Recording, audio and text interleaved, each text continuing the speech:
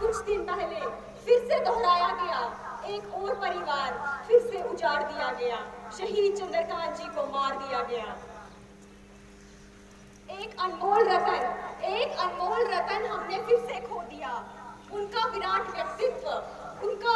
व्यक्तित्व और उनके चले जाने का दुख दोनों ही शब्दों से परे है। वो एक प्रभावशाली व्यक्ति और माँ भारती के सच्चे सपूत थे। उनका निधन संपूर्ण राष्ट्र के लिए एक बहुत बड़ा शोक है, एक बहुत बड़ा दुख है, जिसकी भरपाई कभी नहीं की जा सकती।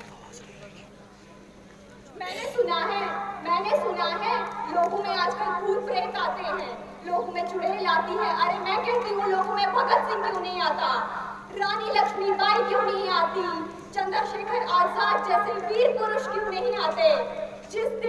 जिस दिन मेरे देशवासियों के दिल में ऐसे लोग आने लगेंगे तो मेरी भारत माँ की तरफ कोई आंख उठा के भी नहीं देख पाएगा। यहाँ से हिंदुओं का पलायन करवाने की कोई नहीं सोच पाएगा। जिन लोगों को लगता है कि चंद्रकांत जी, अनिल जी, अजीत जी और राजेंद्र जी को मार के वो यहाँ से हिंदुओं का पलायन करवा देंगे, वो गलत है। मैं उनकी इस विचारधारा का खंडन करती हूँ। यहाँ के हिंदू कभी पलायन नहीं करेंगे। किश्तवाड़ वीरों की धरती है। यहाँ के वीरों ने अपने प्राण देने में कोई कमी नहीं रखी, अपनी शहादतें दी हैं, तभी जाके यहाँ की धरती को सींचा है। किश्तवाड़ की धरती वीरों की धरती है, महापुरुषों की धरती है। यहाँ का हिंदू राष्ट्रभक्त है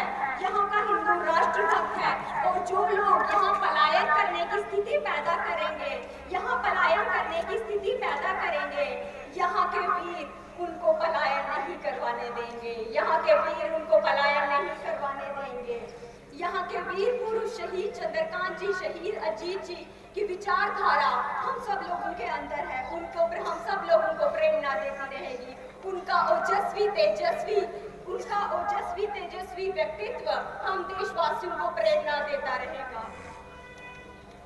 जब एक राष्ट्रभक्त शहीद होता है तो केवल ये एक राष्ट्रभक्त की श्रद्धांजलि नहीं होती, उसके पूरे परिवार की खुशियों की श्रद्धांजलि होती है, उसके परिवार के सहारे की श्रद्धांजलि होती है।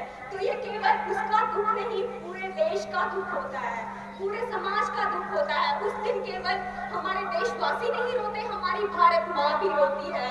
एक परिवार की हार होती है उस दिन, और इस हार को जीत में बदलने के लिए हम सबको संगठित होना पड़ेगा, तभी जाके यहाँ का हिंदू पलायन नहीं करेगा।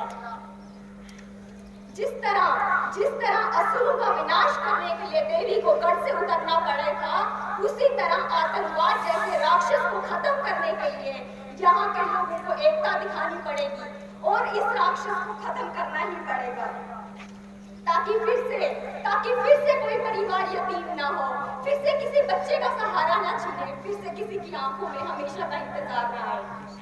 अंत में अपने शब्दों को विराम देते हुए मैं यही कहना चाहूंगी कि जो अलगाववादी ये कहते हैं भारत तेरे टुकड़े होंगे, मैं उनको ये बता देना चाहती हूँ, भारत की धरती एक राष्ट्र पुरुषों की धरती है। यहाँ के टुकड़े कभी नहीं होंगे। ये धरती वीर पुरुषों की धरती है, यहाँ के टुकड़े कभी नहीं होने देंगे भारतवासी। अंत में अपने शब्दों को विराम देते हुए, और अगर आप सब लोग मेरी वाणी से सहमत हैं